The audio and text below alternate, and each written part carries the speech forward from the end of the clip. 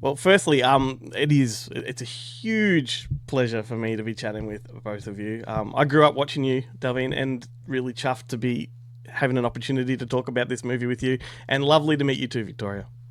Oh, thank you for having us. How old are you, Glenn? I'm 45.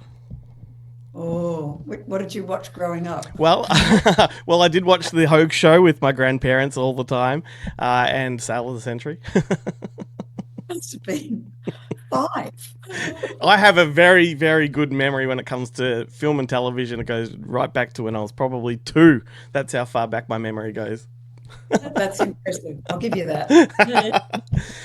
Crocodile Dundee has never, ever looked so good. So congratulations, you've done a brilliant job restoring this one. We can't really take the credit for that. That was done by Fix the Film or the Granary in Canberra, Mm-hmm. who've restored quite a few other iconic Australian films. But luckily for us that they had, because that gave them the knowledge of what the green is in an Australian piece of grass as opposed to a European piece of grass, and how that the sunshine that emanates from the screen, you can almost feel it in your body.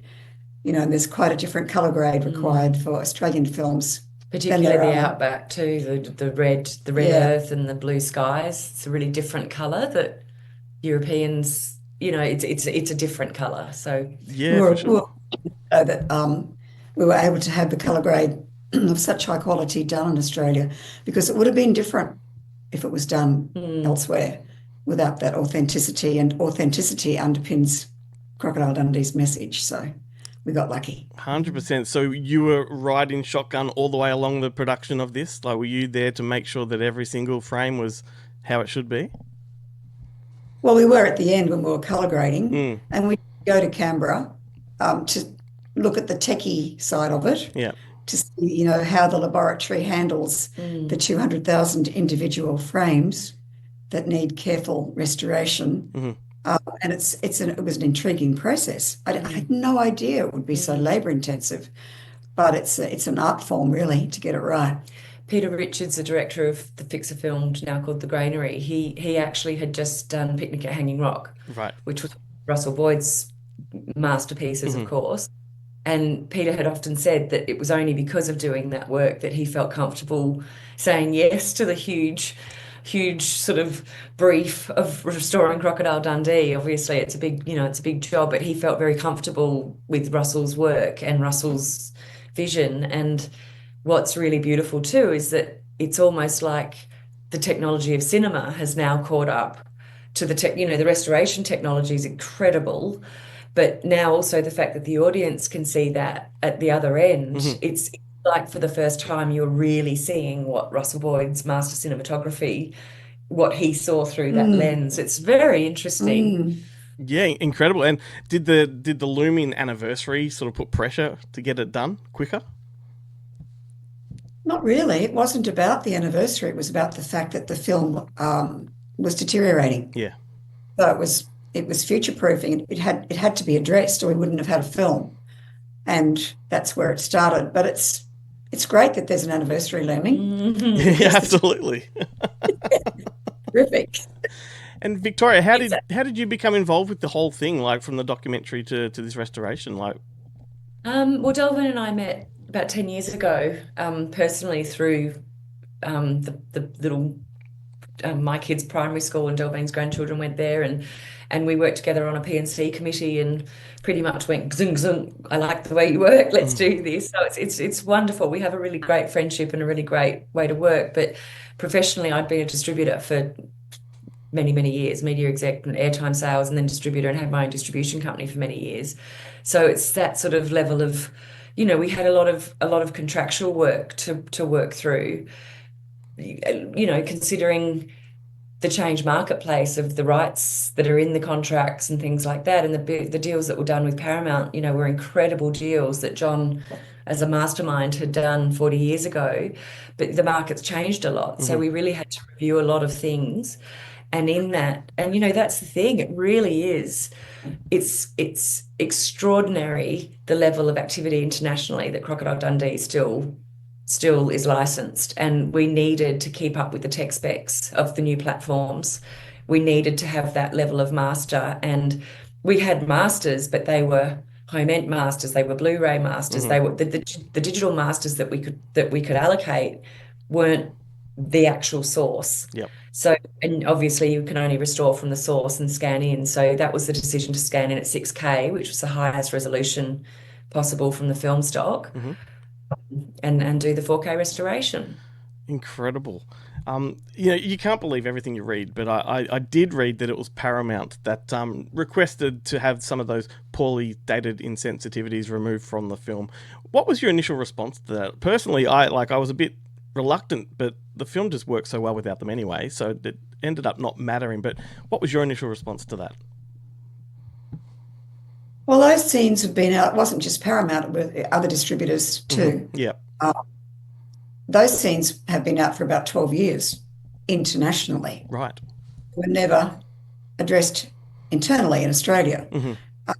And so it wasn't until we showed Paul a sample of the restoration that, we suggested, well, wouldn't it be a good opportunity now to re-release the film? Because look at the condition of it. Mm-hmm. It looks like it was shot yesterday. Mm-hmm. And he said, oh, there's a scene in there that I don't like. I said, I know that scene. I don't like it either, because that's not what a hero would do. Mm-hmm. Independent of the woke aspect, it's just not what a hero would do. Yeah. And so he said, oh, well, take it out. So we did, because the film was in the lab at the time. Mm. And it was like 2 minutes maybe. Yeah, it's frames. It gets discussed as if it's scenes and a big scene, and it's not. It's literally a few frames Yep. of minute. It's a minute detail in the arc of the story. Obviously, the response for the second Yes. edit relates to that, but it had been taken out by distributors Mm-hmm. many years ago. Which we didn't know. We didn't know until the Channel 5 kerfuffle happened around New Year's, when they broadcast at Christmas, and it was about the slot that they screened it in. So it was an early day. So of course the classification of that slot meant it was a children's slot. Yep. So the edits they had to make were a lot more significant. Mm. And it was just unfortunate timing for us that this has happened, because it really brought some discussion up, which for us, to be honest, really just indicates how much the audience love it and what it means to everybody. Because, it's everybody is really, it's their beloved Crocodile Dundee. But certainly, I mean, this is the thing also, it's a really standard practice for broadcasters to have the right to be able to make edits in any piece of content, film or television series, for compliance and censorship requirements for the territory. Yep. And it's not something generally that distributors are able to keep track of, because the broadcaster have the right to do it, and certainly not the IP owners. It doesn't usually travel back that far as to what those cuts would be. So, when you look internationally, there's territories where there may have been other cuts taken out that we didn't even know of. So, there was always a domestic version, an Australian version of Croc, and an international version, which was the American version. But from there, the language versions that have been over the period of 40 years, so we pretty much have had a complete refresh. Yeah. It's like now we've retired the previous unrestored version, and this is now Crocodile Dundee as it will continue to move into the future. Yeah, I think it's a real testament to the film that it crosses generations. You've got people on either side so passionate about it one way or the other. Shows that it's got the longevity. I was not bothered by it whatsoever when I watched it. So Yay. No, we weren't. And lucky for us, It's seamless. no music had to come out. So it was just that little bit, and then that relates to that little bit, both little bits. So it was kind of fortunate in a way that kerfuffle happened with Channel 5, because it gave us the opportunity to go, oh, okay, that can happen. So now if we are writing contracts, it's like, well, don't show it in a kid's broadcast time slot where you have to take something out that we think is not worthy, that shouldn't come out. Yep. And if you have to do that, run it by us first, and we'll try to negotiate a good solution, because ultimately it's precious IP and we want to protect it and preserve it. And it's really that the Encore Cut then is the story is about the refresh and the and what it is. And and you see the restoration reveal that's just incredible, comparing what the neg was with, and obviously the state of the internet that was scanned is the state of every master that was being broadcast in Australia or around the world, because they were digitized versions. But certainly, and that was in the custodianship of the NFSA, the National Film Sound Archive in Australia. But that was already in that state to get there. So that had to be scanned correctly using the correct technology to ensure that master again can last another 40 years and beyond. Yep, yeah, for sure. I'm so thrilled that this is happening. If I can, if I can take you right back to when the film was created in the first place, I'm a big fan of Australian cinema in general, but I love the Charles Chauvel, Chips Rafferty era from the 40s and 50s. Do you know if they played any kind of influence or inspiration to John and Paul when they were writing the film? I doubt it. I think John and Paul are two of the most original thinkers I've ever met in my life. And I could never personally anticipate a reply for John if somebody asked me a question. Just like, don't ask me. I don't think like he does. And so I feel that, Mick Dundee, as Paul will admit, is just Hoag's in the bush. Yeah. And Hoag's is just this he's just quintessentially himself. Mm-hmm.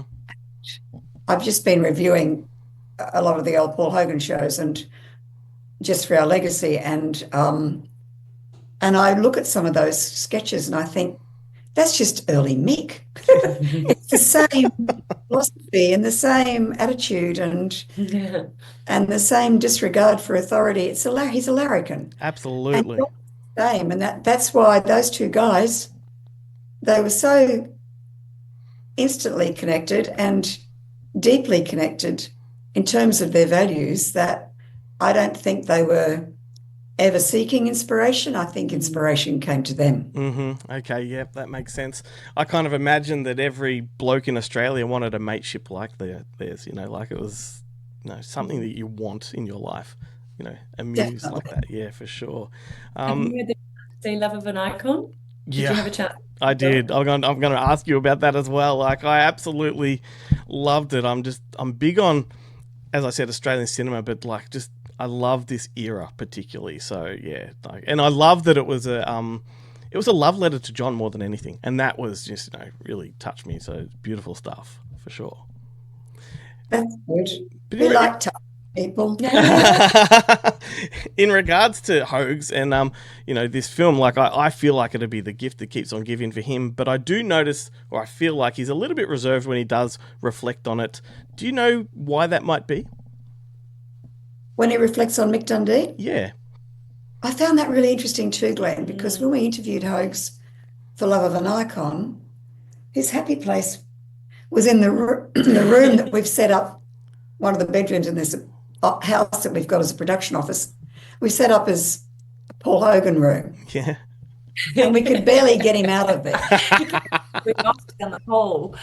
And it's his happy place, isn't it? And he would just keep returning to the characters, particularly like Nigel Lovelace, aged 11. It was based on his son, and he would we'd keep talking about his characters, but it was very interesting. Yeah, and he says that because there's a lot of instant gratification in doing television, and a lot of those sketches were live, not a lot, but got them alive.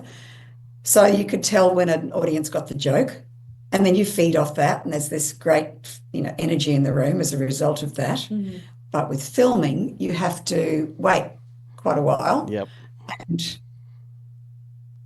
it doesn't give him the same satisfaction, I guess. And also, he could get around as Paul Hogan overseas, and once he became Mick Dundee, as he said in the doco, that people thought it was a real person.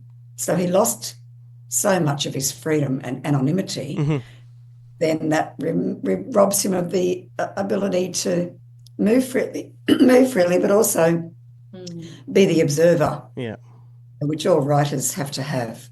Yes, and I guess too, just like sitting down in the spotlight removes an element of spontaneity that he can't just sort of recall.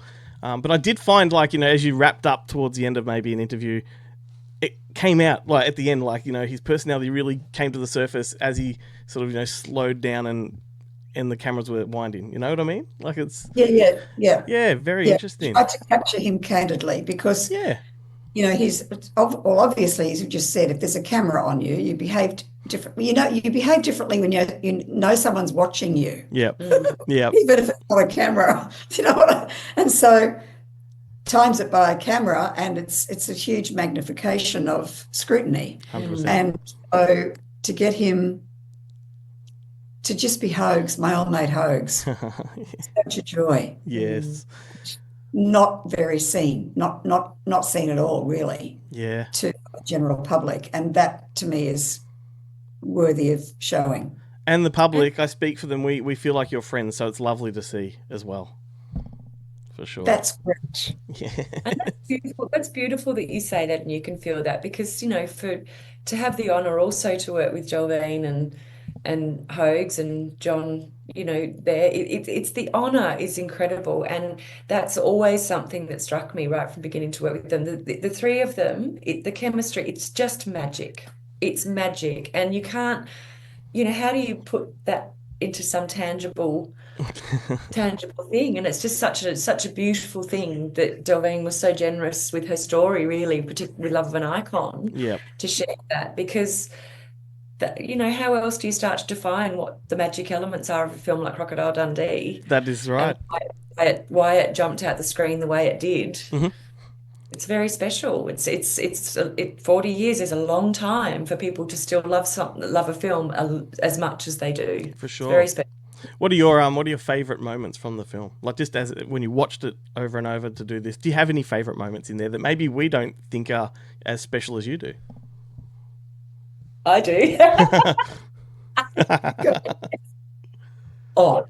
My favourite moment is when he's at the Echo Lake when they're going for the first kiss, and it's so beautiful, and particularly with inspiration, because you can see every bead of sweat on his back, and he's so handsome and she's so beautiful, and you're going to get this lovely kiss, and then she just says, "Come back with me" or something, and he's like, "Mate, I thought you were going to make a pass at me." And it's such a terrific code. We do it all the time. Like, if something happens, we're like, "Oh." What about you, Delvene? Is there anything in there that you love? I just love the shot of Linda running down the street in that red dress. Oh, yes. Taking off her shoes, and the urgency in that, and I think there's an enormous amount of desire that's absolutely palpable, and I take my hat off to Linda for pulling that off, really, because it's not easy to play opposite Paul Hogan. He's a very large presence, rightly so, and for her to not really even understand any Australians, let alone one that is Paul Hogan, who then becomes Mick Dundee. She rode that wave really well. I think she deserves accolades, which is why we wanted to interview her, because when we reached out, she said that she sees herself written about and hears herself talked about all the time, but nobody ever asks her. Never asks her. Yeah. It was like, well, we're asking you. And she was funny and engaging and honest and, considerate of all of the water that's gone under the bridge. Yeah. But still gracious and willing. And I'm so grateful that we had that reconnection. Yeah, it was great to see her back on the screen. I think people are going to react the same way, like the fact that people do think, well, there's so much water under the bridge, as you say, that maybe there'd be reluctance for her to come back, but there wasn't. Like, she was just a wonderful presence. Yeah. No, they're mates. Yep. And that's a testament to both of them. Yeah, good. And you have to expect a lot of water under a very long bridge, which is. Well, if I can just share my favourite moment, it's definitely when Walter's asking Mick if he got any action in the bush, and Mick said, got wind wall. That is so funny. We were actually looking at some stills the other day because in the archiving process we found the entire collection of stills from Croc One. Yep. They are, and the stories in the frames, you know, in the proof sheets, you can see it's like. But then we also found the color transparencies, and this is the thing about the archive too. There was every single media format over the last 40 years you can possibly imagine. But the transparencies, when we have had those digitized, and we were going through and making a new selection of marketing images that we're going to release because, you know, obviously we've all seen the same images for many years. So Yeah. there's these new ones, and one of the shots is Linda running in the red dress, which Oh, is God, it's gorgeous. extraordinary. Mm-hmm. One of Wall, and then there's not doing that, and one where he's sort of almost, and we were like, oh no, definitely the one where he's doing that. It's just it's so great, you know, and it's No dialogue needed. You No. know, just watching a consummate Australian actor do his thing. One of the best. So good. when we had the Moonlight Cinema screening in January, which was sort of had been a dream of ours. Well, you know, years wasn't it? now, Like yeah. 5 years ago, we sort of sat there and thought, imagine if we could honour Paul Hogan in front of the Harbour Bridge. It was like this incredible full circle moment that evening. Mm-hmm. And sitting under the stars and watching the film in its absolute beauty with the Sydney Harbour Bridge behind it and Paul sitting there with us. And the audience were cacking themselves. Yeah, They yeah. were all laughing, they were all applauding. There was a lot of kids in the audience, a lot of younger members of the audience. They were picking up on it and just laughing where they would it was like, oh, it still works. I raised my kids on this movie. Like, they reacted when they were little. They reacted that way. Like, they were in hysterics. You know, when Mick looks at Walter's watch and then looks at the sun. You know, that stuff. They loved the shaving. Like, they loved that. You know, so it's full of those sight gags, and it, like I said before, it crosses generations. Yeah. We actually had to do a big session with Croc 2 as well, because Crocodile Dundee 2 has also been restored. And it's not having a theatrical release in Australia, but when we were finishing the grade of that, you know, it's a longer film. It's a 2-hour film, Croc 2. Mm. And you know, but there's some gags in that too that you just it's like, this is really funny. Like it really extends the humor. It's quite a different script, it's quite a different tone, Yeah. but the gags are just hysterical. Yeah, and even while I'm watching the old Paul Hogan shows, I think sight gags are Paul's forte. Yes, for And sure. he pulls them off really well, effortlessly. I mean, Leo Wanker, like, hello. Like, the ultimate. It's been replicated by so many people, but, you know, he's the one that originated that. Yeah. Yes. There's not much that I could use today. Oh my God, no, you can't do that. Can't put kids in handcuffs. Wow. Well, I'm really glad that you mentioned part 2 being restored, because I was going to ask you if that was going to happen. So I'm very happy that it is. So what I might ask in place of that is the other one that they made together was Almost an Angel, and that's almost a forgotten film in Australia. Do you think that'll ever see the light of day again? No. No, you weren't supposed to answer that like that. I would love to see that one, but it's slipped through the cracks of time. Yeah. Okay, leave it at that. Fair enough. Last question for you. Actually, no, 2 more. One first would be, we got teased a few years ago with that tourism campaign that there might be a son of Crocodile Dundee. Has there been discussions about reinventing it? There's always people around who want to reversion Crocodile Dundee, just the same as they want to reversion every other successful film. Yes. But nobody else could play Mick Dundee. Yep. And that was apparent. And I think that it should just I think we should let it be what it is. Mm-hmm. Personally, Paul's got no intention of making Grandad Dundee. You know, he's 85 and it is what it is. Yeah. If an idea came for a reversioning, well, obviously you consider everything that crosses your path. Mm. But I would say at this point it would be unlikely. Yep. Well, that's good news. I think. Yeah, I reckon it's I'm on your side there. I'm against, you know, rehashing these things. Just let them be. They are legacies. Move on and do new things. But my final question, Delvene, is for you. If you had to summarise your life with these two amazing blokes, what few words would you use to sum it up? Lucky, funny, loving. Brilliant. Perfect. Absolutely perfect. Sent chills down my spine. A few three, couples two. I think 3 words is you couldn't put it into any less, could you? No, I couldn't put it into any less. It's been amazing. I've had an extraordinary. I'm extremely grateful. And this is, Love of an Icon was kind of like an opportunity to repay that, to honour everybody, particularly John, who was always in the background and so low key and shunned the limelight, but he did so much and made such a difference. I felt compelled to do it, and Hoag's applauded that. Absolutely on board. His soulmate, and so I feel like I've kind of not paid a debt, but balanced out my debts in return. Absolutely. Thank you both so much for spending time to chat about this, and thank you for making sure this film lives on. It's just wonderful stuff, and couldn't appreciate you more. Thank you so much for that, Glenn. It's been a pleasure to speak with you, with your lovely enthusiasm and positivity. Thank you. Much appreciated.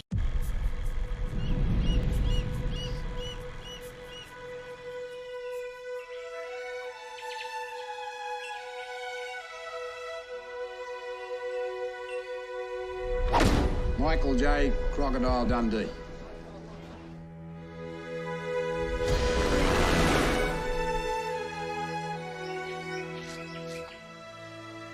Definitely no place for a city girl.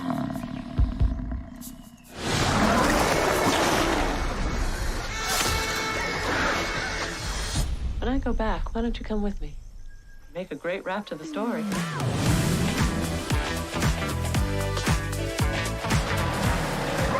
G'day, Mick Dundee from Australia. How are you? I'm fine, how are you? Town for a couple of days. Probably see you around. Fine.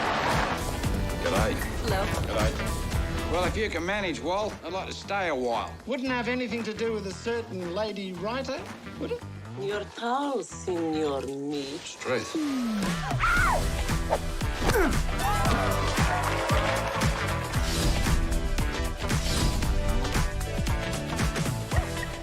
You got a light, buddy?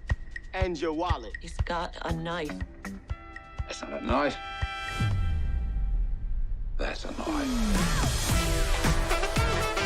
I gotta talk to that man down the end. Tell him I love him.